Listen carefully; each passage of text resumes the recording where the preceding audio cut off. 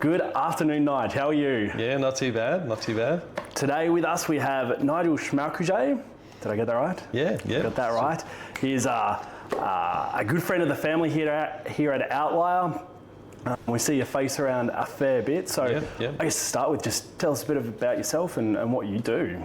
Yeah, so I'm essentially a strategic architect, and I manage a consultancy firm, pretty small boutique firm, and it's called Strategic Architects. Yep. So we basically do a lot of strategy, digital strategies and enterprise architecture and all the layers, all the tools that we've got, data architecture, business architecture and that sort of stuff. Mainly focus on government, but we've done a few other engagements across all the domains like health and etc. And also a little bit in Melbourne. Yeah, cool. We'll hear a bit more about that, but it's a place we like to start is, what does being an outlier mean to you?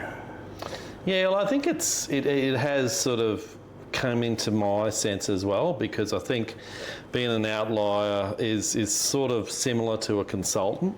And the other thing about that it's similar to us is, as a strategic sort of side of things, we're coming up with ideas. So and out of the box ideas may be necessary in certain expanses, but if you're inside the organisation, you're not necessarily allowed to or able to come up with that. And the other thing is, I've always been that like a strategic type thinker, so that outlier ideas man type of thing. Yeah, sure. Do you find coming in as an external consultant, I guess, that you have some gravitas and people listen to you when you're talking about strategic architecture and your ideas? Yeah, for sure. But I think firstly we try to understand what their pain points are, what their situation is, and because they know their own stuff and they quite often want to talk about it, want to talk about their problems, want to talk about, and make sure they're heard before then coming up with some, okay, have you thought of this, or some approaches across that architecture area. So, yeah. Okay, pretend I know nothing about it. What is strategic architecture? Why is it important? Yeah, well, I think the main thing is, what we've found is there's digital transformation programs that are going off track. We get involved early sometimes in the digital strategy side. We get involved in that architecture, doing your business capability models, your designs, your solution architecture and all that.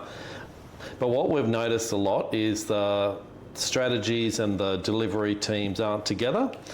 Now, from a program management sense, you've got a lot of tools and stuff that you use to get them on track in your change management as well.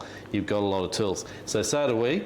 So we've got a lot of tools in our sort of repertoire, and one of the things that could be a good example is like a business capability model, whereby we can show for these sort of capabilities, like say if it's HR and finance, you may have one system like your SAP that's covering a lot of that, and you may have something like a Microsoft Dynamics that's also covering that. And what we can do is we can map that out and say, here's your potential problem, here's where you're spending too much money.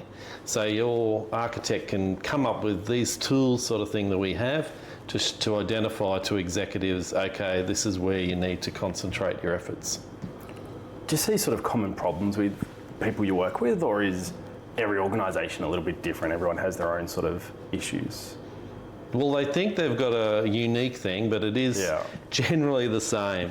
So one of the key things is a lot of consultancy firms come in, particularly the bigger ones, come in and put these same solutions in place, and they don't necessarily match that to what they actually need. And you can end up with all these, reports and stuff that are sitting on the drawers, capturing dust sort of thing. So what we always do, and this is not necessarily an outlier thing, it's more of a procedural thing, going in there and making sure, okay, this was done, this was done, this was done. So we're not sort of reinventing the wheel. And another thing that you sort of mentioned in your change management course yesterday was that we need to make sure that they're heard, the people are heard, and also that we're not doing the same thing again. Keep doing the same processes, same thing. So we have a good look at that, listen to what they say, take it in, but then able to distill that in a way that they can understand quickly and easily to get them back on track, sort of thing. Yeah, interesting. And tell me a bit about your training. You're going to teach people how to be strategic architects? Yeah. And it's come about by, I did a lot of isolated training courses for 4 other providers, and we felt that, okay, let's put it on a platform. It can be then taken and done at your leisure, which is more important these days. And there's 7 courses there, and you'll be able to qualify as a certified strategic architect. And there's actual exams as you go, and you'll be able to understand a little bit more of it. Yeah, and we talk about some of the examples that we've had in the past. We provide some templates that can be used, and we're trying to build a community, and the community is going to be free for anyone to join and be able to come into there and look at those ideas. So potentially any ideas, it could be Outlier type ideas. They come in there. I'm going to be doing and this is going to put it onto me, a weekly session where I'll be answering questions and talking about the problems that people are coming up with, and getting that regular content in there and templates. Yeah, exactly. If I look at my AO Friday series, we're lucky to get 1 out per year, so I think I've got to increase the content there. Oh, brilliant. That'll be fun. Yep. And you've been a regular at our Outlier Thinking events and taken out the crown a couple of times. Yes. And tonight, you're going to be our judge. Yes. Is there anything in particular you're looking for in the winning team? And do you know what? Well, one of the things is I'm going to describe a couple of things that I've done during my life. Like I described the first job that I had. I turned up. It was 1991 in Queensland Police. I'm pretty old, I know, but I turned up there, keen to use my computer skills. But sat down. There was no computer, and the sergeant came up, and the sergeant said to me, he said, "I need you, Nigel, to find out why the crimes exploded in Cairns." And simple problem. And I was looking around. Okay, where's my computer? And he looked at me like, I'm trying to asking for a soy latte or something.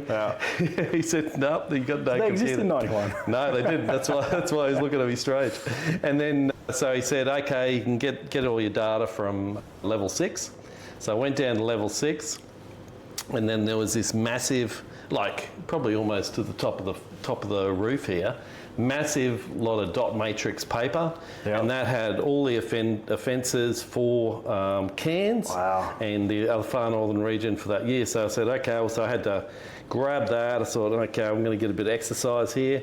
So I grabbed that, and you probably don't know DBase 3 or DBase 3 Clipper and all those sort of programs. So I loaded that onto this little computer that I found in the corner, and then I started to do some reports and found out, once I analysed the data and put the offender data in, that I found another lot of dot matrix printouts, that there was one guy and he did over 100 offences since he got out of jail, so he's escaped jail.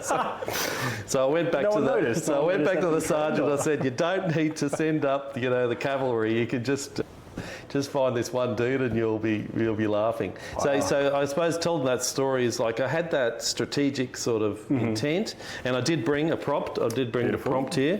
So this was I got to do the crime statistical review just out of college for Queensland Police. So that was all the crimes. I love that you still have it. Yeah, I know. So you've got to have a prompt. It's funny though, the one thing, see, look at the graph, pretty boring graph. I had heaps of stuff happening, and they said, "Oh, you can't say that the crime's going up. Can't say that the crime's going down.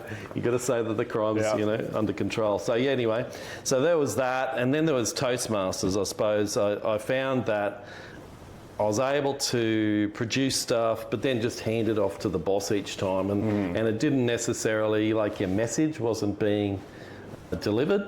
So, and missing promotions and all that sort of stuff. So So what I thought then, okay, someone mentioned Toastmasters, and I got into Toastmasters, and a couple of really good guys that were in there.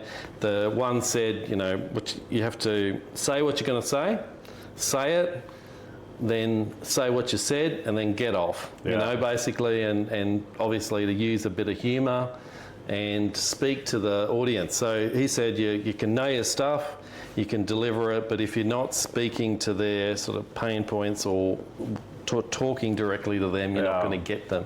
So those sort of things help me sort of become like much better professionally, and with that ability to do strategic work and everything, I ended up where I am today, running the own business. So, yeah, brilliant. And Toastmasters must have worked, because I've seen you host a trivia night. Yes, in front of a couple hundred people. Yeah. How do you even do that? Yeah, well, that's the thing. I don't really get nervous in those sort of situations, but I really found that to be a lot of fun. Yeah. I was able to put a song on before that linked to some of the questions and bop around on stage and enjoyed that. So we got strategic architect. I heard you did a bit of PM back in the day. Yep. Quiz master, table tennis aficionado. Yes, what other skills are hiding away there? Yeah, well, the table tennis is more just for relaxation purposes. So I found along the way that I wasn't good at some stuff. So I wasn't that good at project management. I wasn't good at telling people what to do. In the business analysis sort of area, I wasn't really the type of person to be sitting in a corner sort of analysing those big spreadsheets as well. Because I also did programming for a while, and I found that I wasn't wanting to do that. I wanted a mixture, and that's what we've got. Like I think yourself as well. We've got a mixture of being on the tools, doing the work, but also being out there and communicating.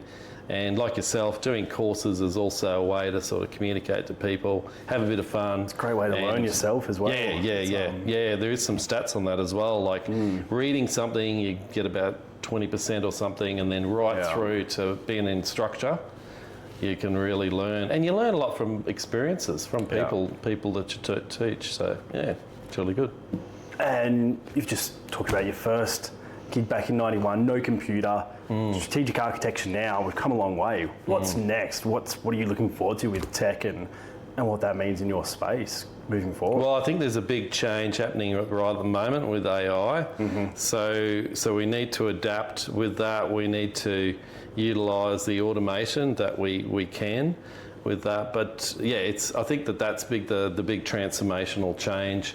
We've obviously been asked to do more things in the AI area, get involved in the chat products that they might have, be involved in the automation, but also be able to sort of, have that sniff test that, okay, you can see this is from, Copilot or a chat GPT. Some people just generate that stuff, but that's not the way to do it. You've got to really put yourself in there as well, and you've got to do the analysis and do the feedback and relate what you're doing to your organisation. So it's like what I said before, AI plus you can be a very powerful consultant for sure. Absolutely. Yeah.